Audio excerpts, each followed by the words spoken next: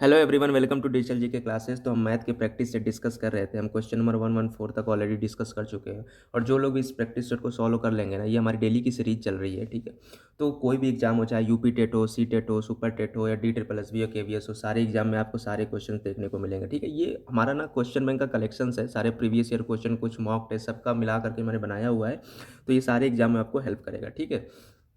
तो जो लोग इस वीडियो को देख रहे हैं, प्लीज़ लाइक कर दें, शेयर कर दें और चैनल को सब्सक्राइब करना ना भूलें। तो चलिए चलते हैं नेक्स्ट क्वेश्चन पे। नेक्स्ट क्वेश्चन क्या कह रहा है कि यदि 4/8/2017 को शुक्रवार था, तब 61 दिनों के बाद कौन सा दिन होगा। यहाँ पर ध्यान देने वाली बात है ना, 61 दिनों के बाद पूछ रहा है। मतलब हम बोलते हैं ना, 2 दिन के बाद कौन सा दिन होगा, मतलब 2 दिन के बाद आप काउंट करोगे, उसके बाद वाला दिन हमको बताना है। मतलब सिंपल सा बताना है कि हमको कि 62वें जो दिन होगा, 62वां कौन सा दिन होगा, ठीक है। 62 डेज कौन सा दिन पड़ेगा, ठीक है।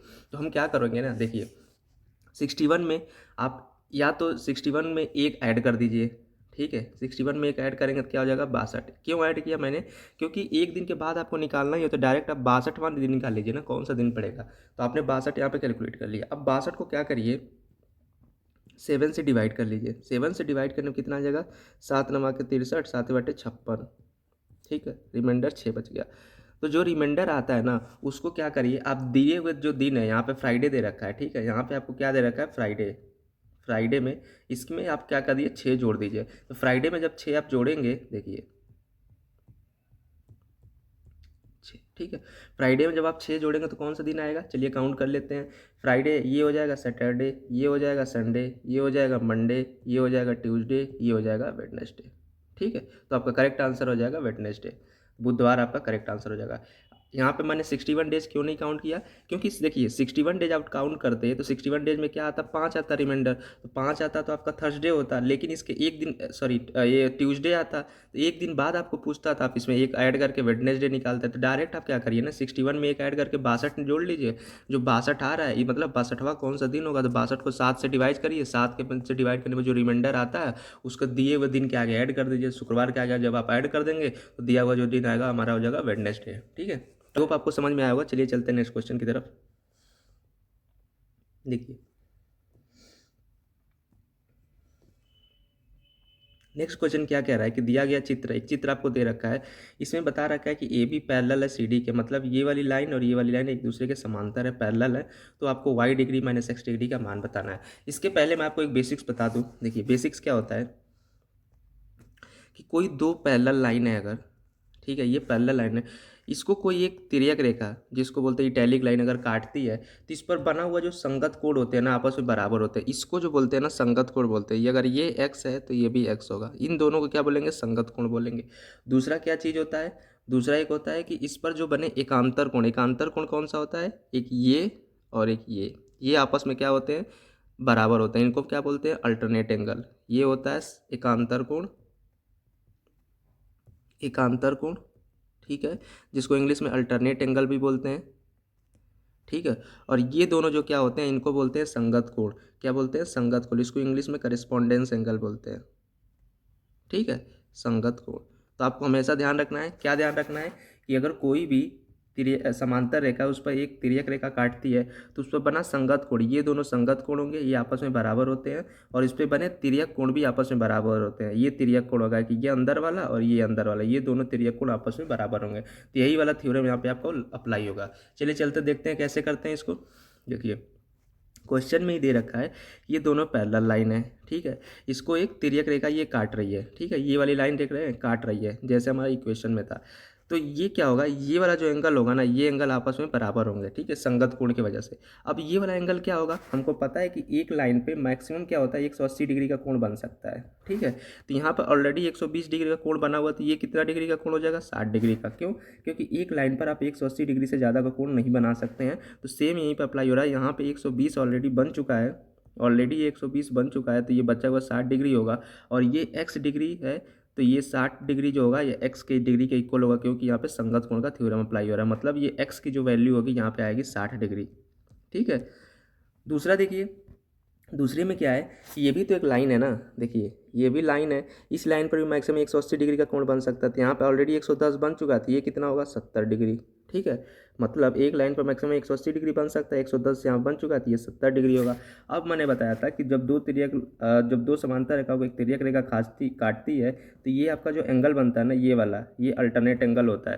तो ये वाला भी क्या होगा, एंगल इस एंगल के इक्वल होगा अल्टरनेट एंगल थ्योरम से। तो वाई की वैल्यू कितनी आ जाएगी 70 डिग्री।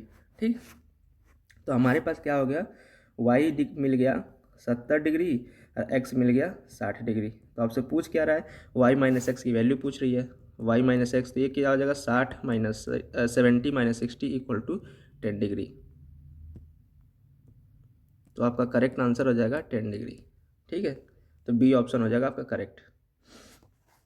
तो यहाँ पे आप बस दो चीज़ें आपको ध्यान रखनी है, एक थ्योरम, पैरेलल लाइन है उसको कोई तिर्यक रेखा काटती है तो उस पर बने संगत कोण बराबर होते हैं और उस पर बने एकांतर कोण आपस में बराबर होते हैं। इससे आपका क्वेश्चन निकल जाएगा।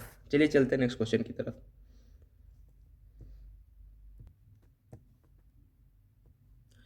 देखिए नेक्स्ट क्वेश्चन क्या कह रहा है, यदि किसी दुकानदार को एक वस्तु 390 रुपये में बेचने पर 20% का लाभ होता है तो वस्तु का क्रय मूल्य ज्ञात कीजिए। ठीक है, देखिए फिर से प्रॉफिट लॉस का क्वेश्चन आ गया। ठीक है, ये 2018 का क्वेश्चन है यूपी टेट का। ठीक है, देखिए कैसे निकालोगे, मैंने आपको बताया था कि लाभ प्रतिशत क्या होता है, विक्रय मूल्य माइनस क्रय मूल्य डिवाइड बाई क्रय मूल्य इंटू 100। ये आपको फार्मूला पता है, हमें आप वैल्यू आप रख लीजिए। लाभ परसेंट कितना है 20 दे रखा है, विक्रय मूल्य कितना दे रखा है 390 रुपये में बेचा था इसने। ठीक है, आपको क्या करना है, क्रय मूल्य मान लेते हैं एक्स है, क्रय मूल्य जो मान लीजिए इसकी एक्स है। ठीक है, minus x upon x into 100। ठीक है, अब इसको सॉल्व कर लीजिए, एक्स की वैल्यू निकाल लीजिए, कितना आएगा ये 20x इक्वल टू, ये हो जाएगा 390, आगे 2 जीरो माइनस 100x। ठीक है, 100 को इधर लाएंगे तो कितना हो जाएगा 120x equal to 390 double zero, X कितना आ जाएगा 390 डबल जीरो बाई 120, एक जीरो से जीरो कैंसिल हो जाएगा, ये कितना हो जाएगा 3900/12। इसको देख लेते हैं, डिवाइड कर लेते हैं, 3900/12 को कितना आता है 3900 डिवाइड बाई 12 क्या आएगा, बढ़ते हैं कि 36, 30, 12 दूनी के 24, 6, 12 पच्चीस 60, 325 आएगा ये। ठीक है, तो 325 हो जाएगा आपका करेक्ट आंसर। तो आपका क्रय मूल्य हो जाएगा 325, क्योंकि हमने क्रय मूल्य को एक्स माना था। कैसे किया मैंने, देखिए सिंपल से एक फार्मूला याद रखना है कि जब भी आपको लाभ प्रतिशत पूछे, प्रॉफिट पूछे आपसे, तो क्या होता है ये विक्रय मूल्य माइनस क्रय मूल्य अपॉन क्रय मूल्य इंटू 100। ये वाला फार्मूला आपको सबको रटा होगा। ठीक है, तो लाभ प्रतिशत इक्वल तो क्या होगा, विक्रय मूल्य माइनस क्रय मूल्य अपॉन क्रय मूल्य इंटू 100। आपको विक्रय मूल्य दे रखा है, क्रय मूल्य हमने एक्स मान लिया, लाभ प्रतिशत दे रखा है 20, हमने इक्वेशन बनाया, एक्स की वैल्यू निकाली, हमारा आंसर निकल आया जो कि है 325। ईजी सा क्वेश्चन था। ठीक है, चलिए चलते हैं नेक्स्ट क्वेश्चन की तरफ। नेक्स्ट क्वेश्चन क्या कह रहा है, यदि किसी कस्बे की जो जनसंख्या है वह 60,000 से बढ़कर 65,000 हो जाती है तो जनसंख्या में वृद्धि क्या होगी। तो जब भी आपसे कोई चीज़ पूछे ना कि ए से बढ़ कर के बी हो जाता है तो इसमें वृद्धि का दर निकाले, तो आप क्या करोगे, बी में से ए को माइनस करोगे और डिवाइड कर दो ए को। किससे डिवाइड करोगे, हमेशा बेस से डिवाइड करोगे, मतलब जहाँ से बढ़ कर के या घट करके जो हुआ था। ठीक है, मतलब ए से स्टार्ट हुआ था ना, ए से मैंने बोला ए से बढ़ कर के बी हो गया, तो आपका कितना बताओगे, कितना प्रतिशत वृद्धि या कितनी गिरावट हुई। क्या करोगे, दोनों का डिफरेंस निकालोगे, बाद वाले में से पहले वाले को माइनस कर दिया, डिवाइड कर लिया, क्या कर दिया जो ओरिजिनल आपका दे रखा था ये। तो सेम चीज़ यहाँ पे करेंगे।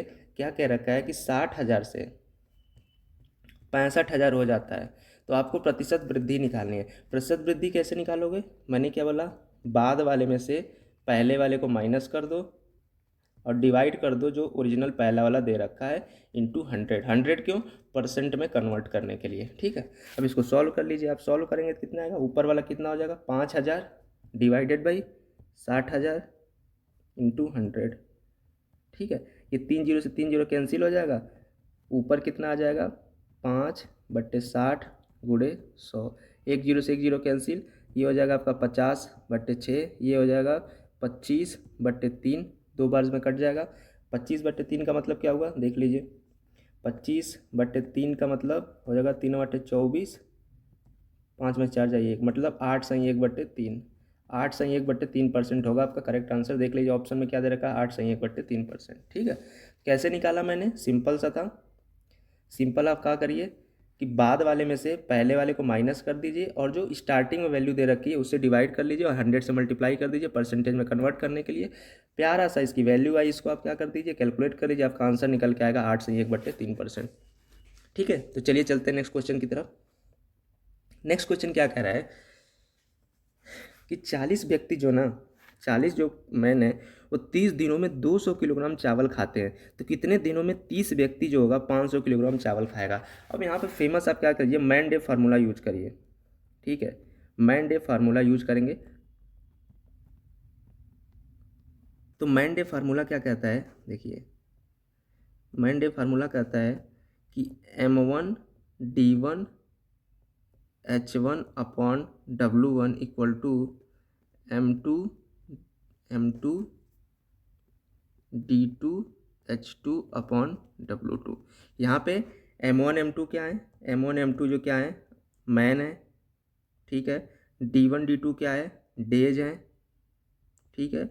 और H1 H2 क्या है आवर है, घंटा, ठीक है। और W1 W2 क्या है काम है हमारा, जो भी काम कर रहा है।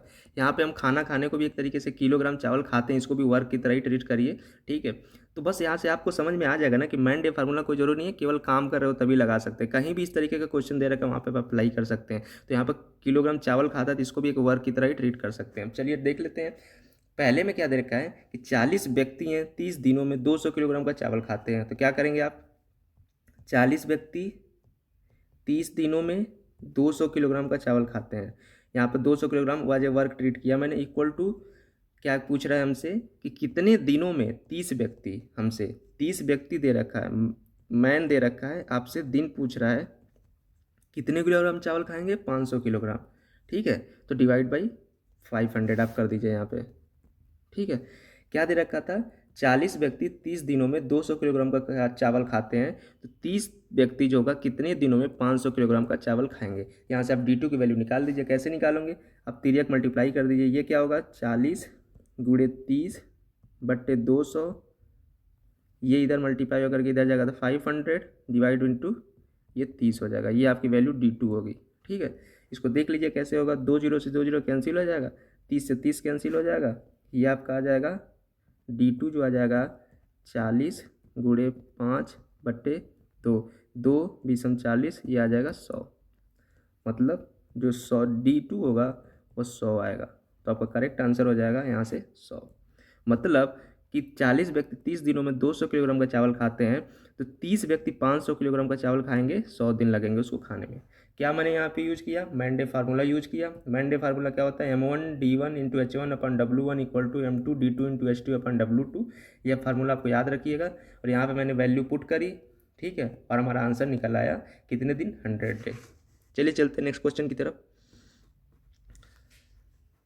नेक्स्ट क्वेश्चन क्या कह रहा है कि एक समचतुर्भुज के विकर्णों की लंबाइयाँ 16 सेंटीमीटर तथा 12 सेंटीमीटर है, तो समचतुर्भुज की भुजा आपसे पूछ रहा है।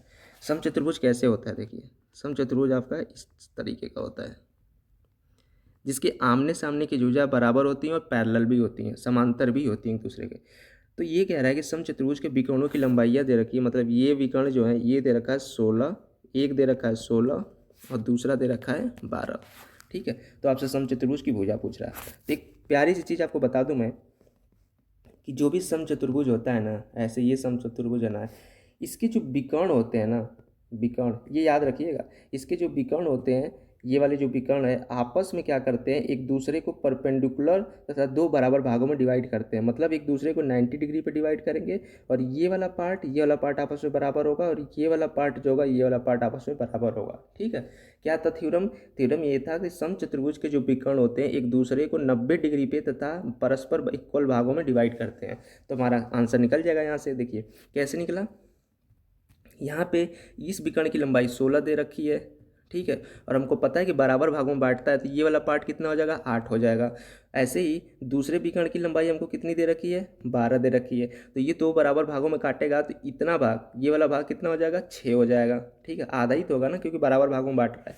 तो हमारे पास क्या मिला, हमारे पास ये वाली चीज़ मिल रही है, देख रहे हैं, ये 90 डिग्री है, ये 8 है, ये 6 है। आपको एक समकोण त्रिभुज दिख रहा है, देखिए अगर फ़ोन को थोड़ा टेढ़ा करके देखेंगे, मैंने आकृति ऐसे बना दी है, इसकी लंबाई 6 है और आधार 8 है, ये आपका कर्ण हो जाएगा। ठीक है, तो यहाँ पे पाइथागोरस थ्योरम लगा देंगे, तो इस वाले भुजा की जो लंबाई होगी कितनी होगी, कर्णी में 6 का स्क्वायर प्लस 8 स्क्वायर, ये कितना हो जाएगा 36 प्लस 64, ये कितना हो जाएगा 100।